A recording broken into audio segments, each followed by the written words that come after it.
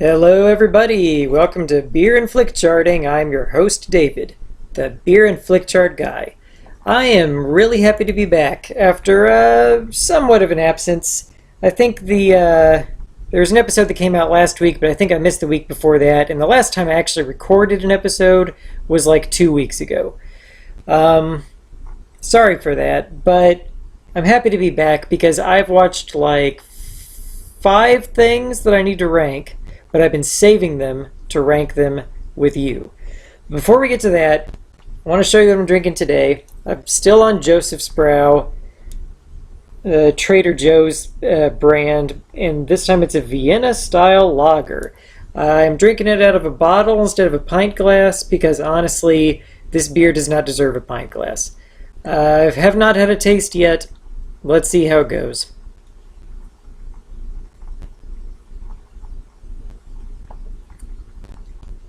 By the way, speaking of web shows, have you watched William Shatner's Brown Bag wine tasting? Latest episode that he did, this is where he has like celebrities on and he drinks wine with them, and he has the celebrities say how they like try to describe the wine in terms of like what they know. So if it's like acting, they'll describe the wine like as if it were an actor. Anyway, William Shatner had Will Wheaton on. Will Wheaton's a big beer fan. You know, he does a lot of homebrew. So Shatner had Wheaton describe a wine as though it were a beer. I bring that up because I've got nothing to say about this beer one way or the other. It's actually, to tell you the truth, this is actually just what I wanted. I wanted just something light, simple, unchallenging, and easy on my stomach, because my stomach's a little rumbly, because I had a milkshake today. Milkshake and beer in the same day, not the greatest, but I couldn't wait any longer to do this episode, and I had to have a beer while doing the episode. It's the whole show. It's beer and Flickcharting. So the beer is actually hitting the spot, but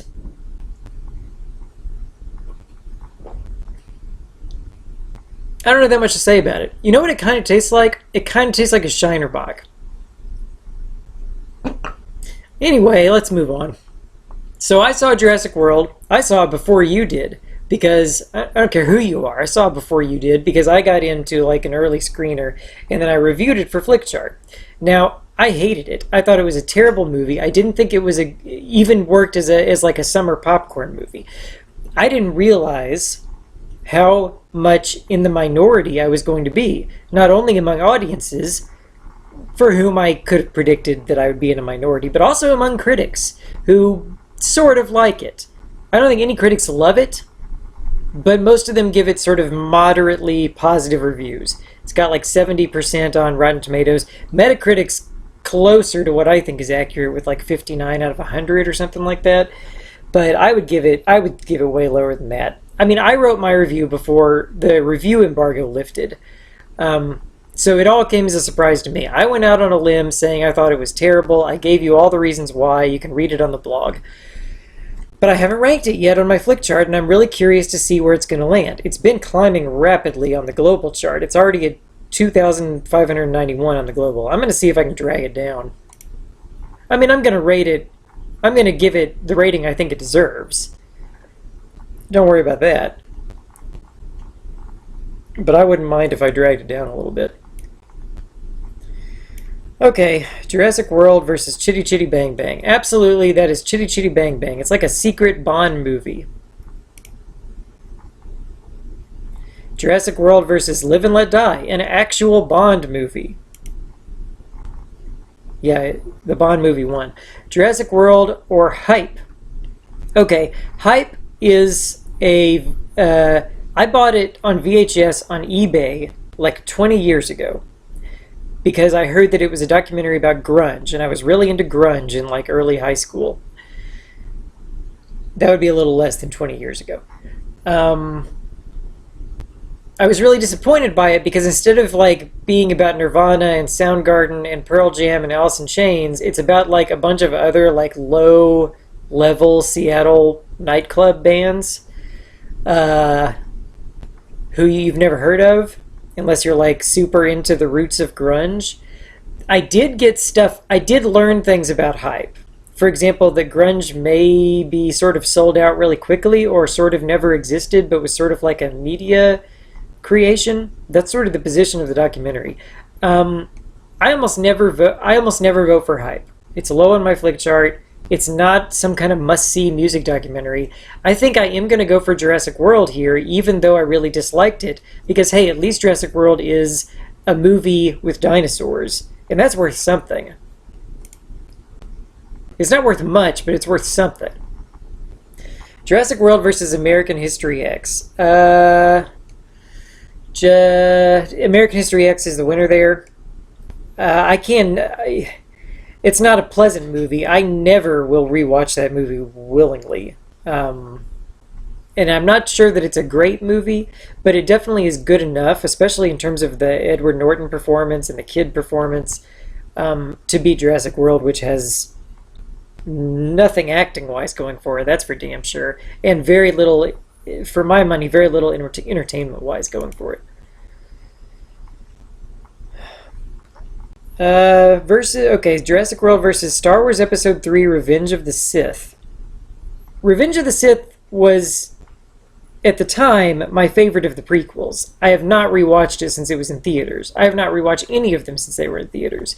But what would I rather watch right now? Definitely Star Wars Episode 3 Revenge of the Sith. And I think that would hold true even if I had just watched it. Jurassic World versus John Q. I usually don't vote for John Q. It's silly and just sappy and dumb. It's bad Denzel, and bad Denzel is not a place you want to be. Good Denzel is good. Now, is bad Denzel good at being bad? Is Jurassic World good at being bad? My position is that it is not good at being bad. I mean, the deaths in Jurassic World are crap, misguided, misdirected. The wrong people get the worst deaths. It's unpleasant. And I can't be the only one bothered, by the way. You remember that scene where the army guys are in the helicopter and they just shoot a pterodactyl out the window just for like sport and it falls into the ocean? I can't be the only one who was kind of sad for that pterodactyl. I mean, I know that the pterodactyls that are at the resort are attacking people and that this one would too. But still, there's something just kind of just gross about it. The entire thing, all of Jurassic World's action made me feel sad. John Q just makes me kind of just but with sort of a slight smile at the corners of my mouth. So I'm going to go with John Q over Jurassic World. Jurassic World versus Beyond the Sea. Beyond the Sea, not a good movie. It's a Kevin Spacey vanity project where he just wanted to sing like Bobby Darin and just tell kind of a very by-the-numbers biopic about Bobby Darin. But I like Kevin Spacey and I like Bobby Darin's music. And I'm going to go for Beyond the Sea over Jurassic World. I wouldn't be surprised if that doesn't hold true on future re-ranks, because Beyond the Sea is really not very good, and I have no interest in never watching it again. Oh boy, Memory of the Camps. That's an Alfred Hitchcock Holocaust actual footage. Hitchcock was responsible for overseeing footage of liberated concentration camps. Obviously far more important than Jurassic World. It's something people should probably see, although it's very disturbing, so don't go see it unless you're some kind of like a historian or something, which I am, so I'm going with Memory of the Camps. Jurassic World versus Alice in Wonderland, the 2010 Johnny Depp one. Oh boy. Oh, I just have to take a drink.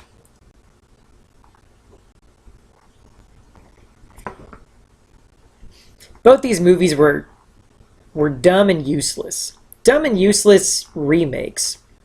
I know Jurassic World's not exactly a remake, but it's so stuffed with references to the first movie. Never remind me of a better movie inside your crappy movie. Don't make me think about a movie that I would rather be watching.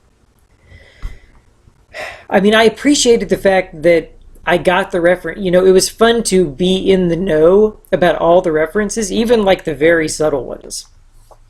stuff like, I mean, everybody gets stuff like Mr. DNA and the goggles and the Jeep Wranglers, but but then there's other things that you might not necessarily think about, like the fact that when Jimmy Fallon, right? Yeah, has that cameo in that hamster ball thing. It's like the Richard Kiley cameo in the first, in that it's just, a celebrity hired to do the voice in the vehicle. But it's kind of corny and useless, and that's sort of a meta joke in Jurassic World, and it sort of echoes a thing that was done in the first movie. I got really tired of that. I mean, I appreciate it on one level, but I also thought it was obnoxious how they just kept on going back to the well of the first movie in a way that I don't think, it doesn't add anything. I don't know. I mean, it just rubbed me the wrong way. It's like, I get it, after 10 or 12 times, I get it. Yes, this is a winking ode to the first movie. But that doesn't make you good. Overdrawn at the Memory Bank is a winking ode to Casablanca. It doesn't make it a good movie. And in fact, it just sort of makes me think that you don't have anything to say on your own, or don't know what to do without leaning on the crutch of what came before you. Okay. I don't know what to do. I've been sitting here on Jurassic World versus Alice in Wonderland 2010, and I don't know what to do. So that's it. That's the end of the show, folks. That's the end of Flickchart. I'm never going to be able to resolve this. Okay, fine. Ugh. Oh my god. I need another drink.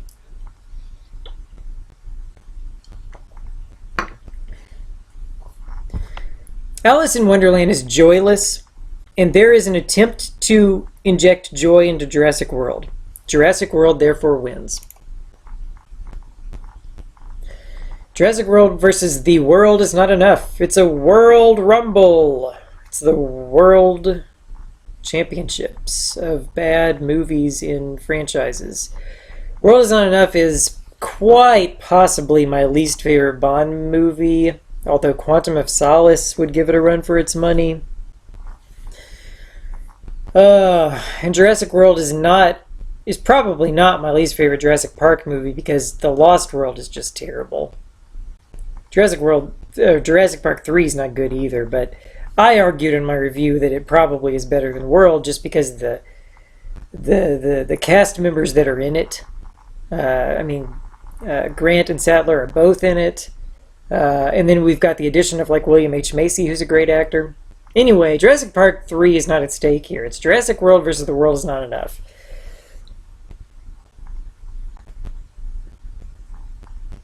There are Bond fans who do like The World Is Not Enough. My wife likes The World Is Not Enough. She's a Bond fan, and she likes this movie. She understands, of course, she agrees with me about the things that are wrong with it. Like Christmas Jones, the nuclear physicist. I don't think she agrees with me about what I think are its aesthetic shortcomings. The fact that visually it's just the muddiest, ugliest Bond film I can think of. Again, except maybe for Quantum of Solace. I mean, we've got oil fields in the Stan countries, and a ski slope, which we've seen those many, many times, and this one's no better than the others. And then a submarine, a showdown in a submarine from an enemy that really has nothing. The concept of him, the way that you remember the enemy in The World Is Not Enough, he's got a bullet in his brain, and it makes him like a Superman because it's blocking out all of his pain receptors. The way that was presented in the trailers for the movie is way cooler than what's actually in the movie, because it really never comes into play at all.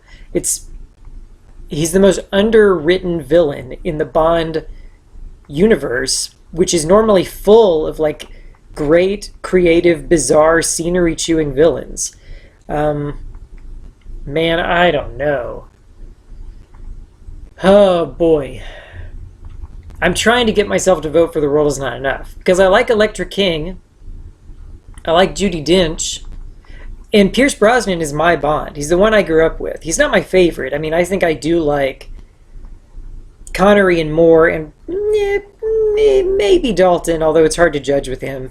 Better than Brosnan, but Brosnan is still, he's the one. When I think of Bond, I think of Brosnan. I was talking about this the other day because I love Sean Connery, but when I think of Sean Connery, I think of Sean Connery the guy with a mustache. I don't necessarily think of his Bond, even though that's obviously his most famous role. And the one that I always knew him best for, traditionally. Oh, man. I don't think I'm able to talk myself into it, though. I'm sorry, Bond. I'm going to have to go with Jurassic World. It's more fun to look at. Okay, so Jurassic World finally, at long last, after 15 minutes of agonizing decisions, is at 713 on my flick chart out of 818. Yeah, I didn't like it. I'm much more excited to rank this next thing I'm gonna write, or to rank this next thing I'm gonna rank, which is Black Angel from 1980. It's a short that originally ran in front of The Empire Strikes Back in European theaters, and it was written and directed by an art designer for that movie, Roger Christian.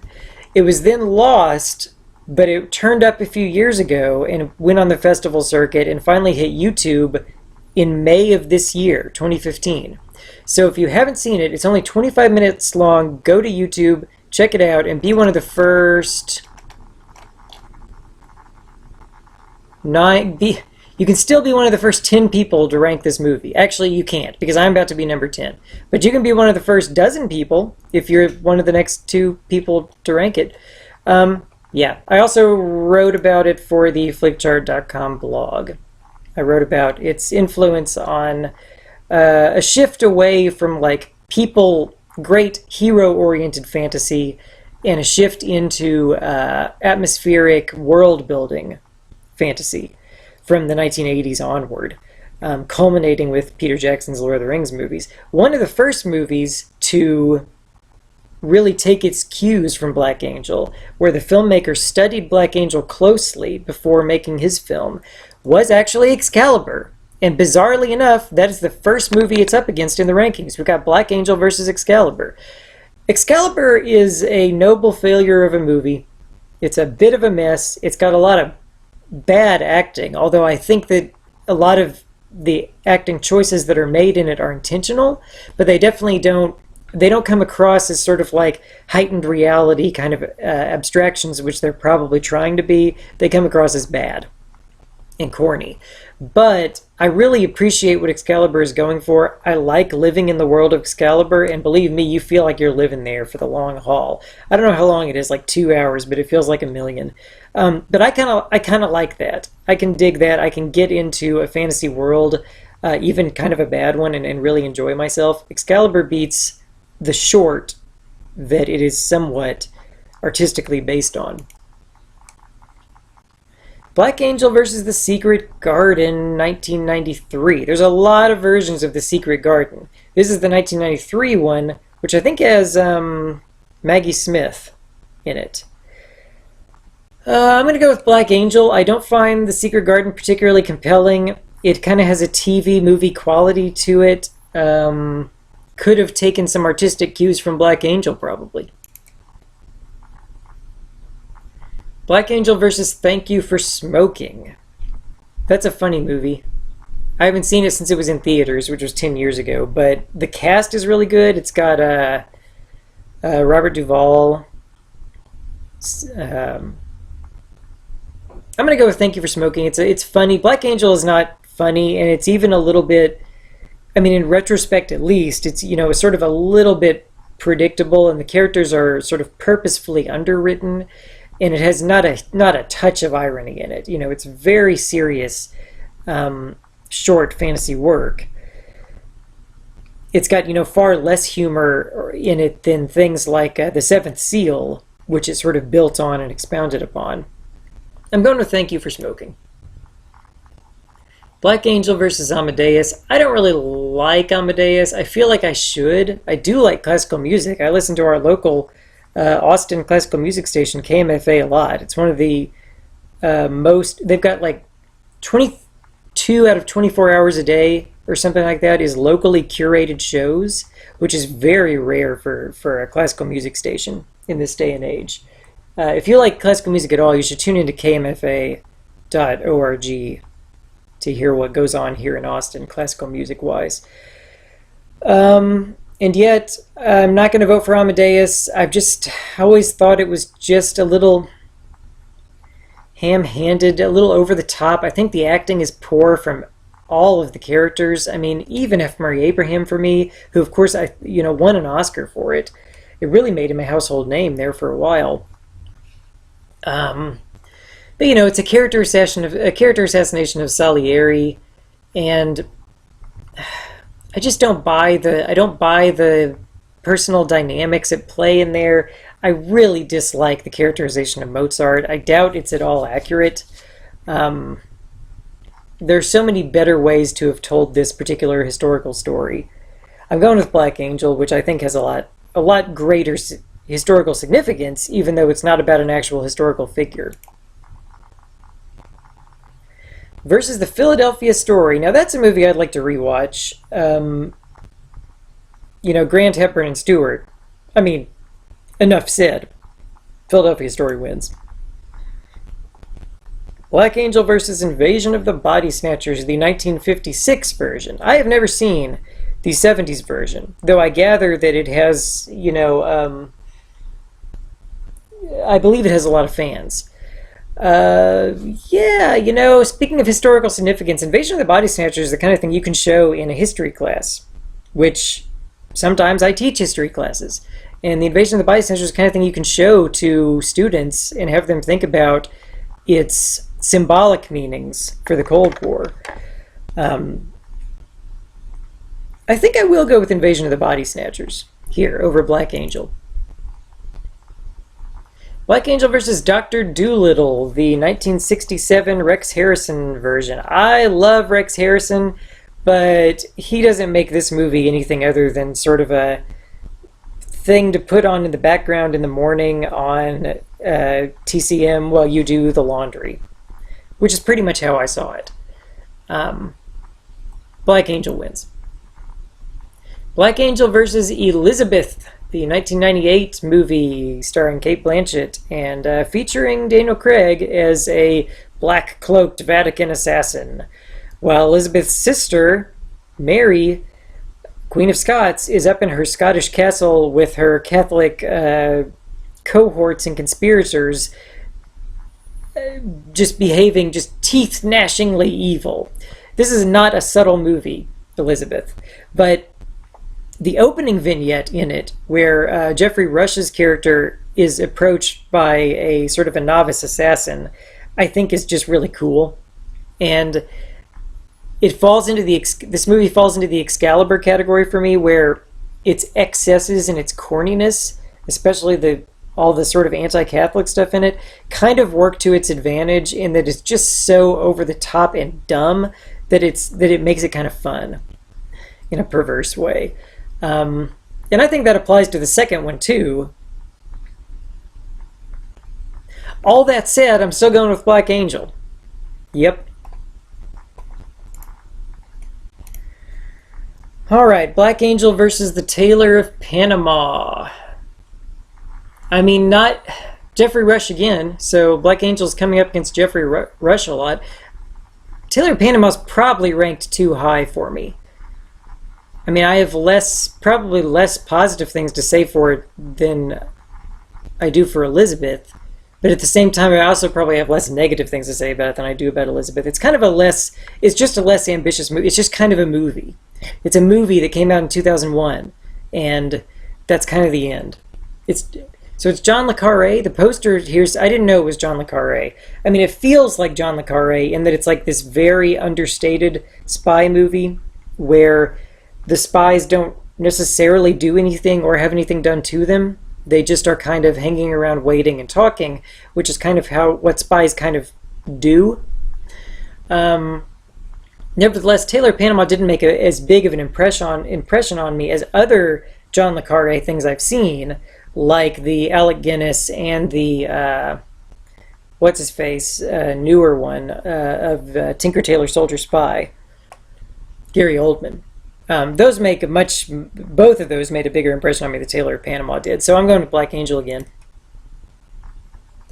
Oh, King Solomon's Mines. Now that is a fun safari movie. I like safari movies. I haven't seen a lot of them, but I've liked all the ones I've seen. That's just fun, just old-fashioned movie adventurism. You know, two white people traipsing around exotic sub-Saharan Africa, you know, getting themselves into trouble with natives and animals. That is just fun. Oh, it's so fun. And yet, Black Angel's artistic and historical significance are once again going to carry the day. And I'm going with it. Black Angel lands at 551 on my flick chart, just above King Solomon's Mines, and just below Invasion of the Body Snatchers. I can see it rising from there. 551 feels low for a movie that I think is really good and important. But when I look above it, it's below Ghost, which seems correct. It's below Top Gun, which is it's debatable but about right. Top Gun, another Excalibur and Elizabeth situation where it's just so dumb it's good. It's not that it's bad, not that it's so bad it's good. It's just so dumb it's good. Black Angel looks like it's in roughly the right place, but I wouldn't be averse to seeing it raise up 10 or 20 places over time. We'll think about it. All right, let's do another one because, man, I've been holding these in. Okay, what else did I go see? I saw... Oh, okay.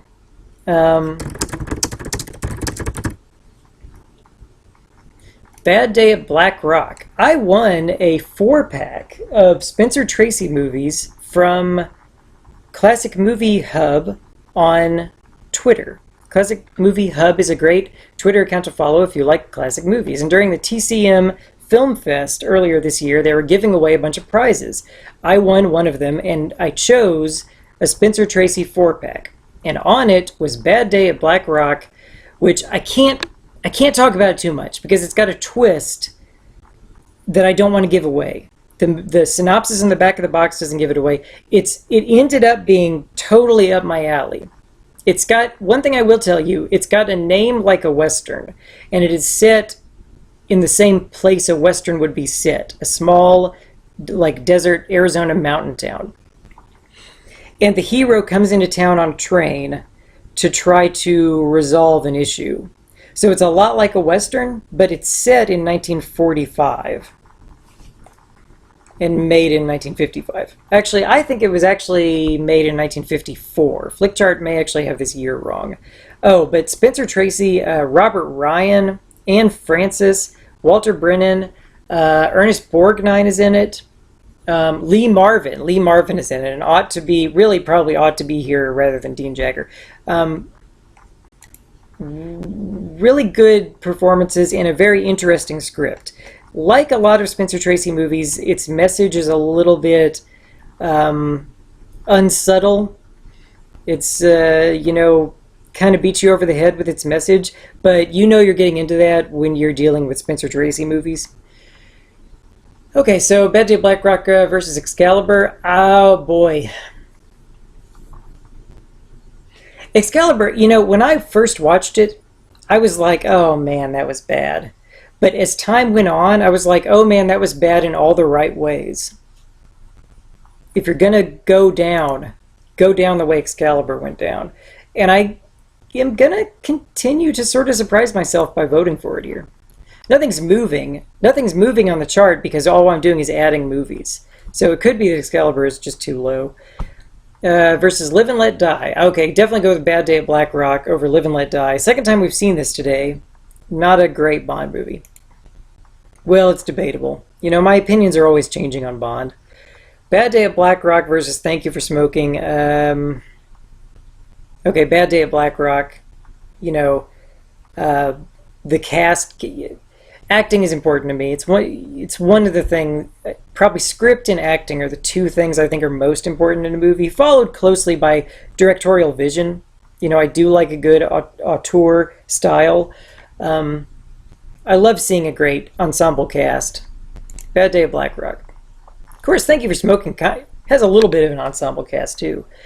Bad Day at Black Rock versus The Living Daylights. We're getting a lot of Bond talk in this episode. I go back and forth even on The Living Daylights. I think there's certain moments of it that don't hold up super well, especially anything to do with the Mujahideen.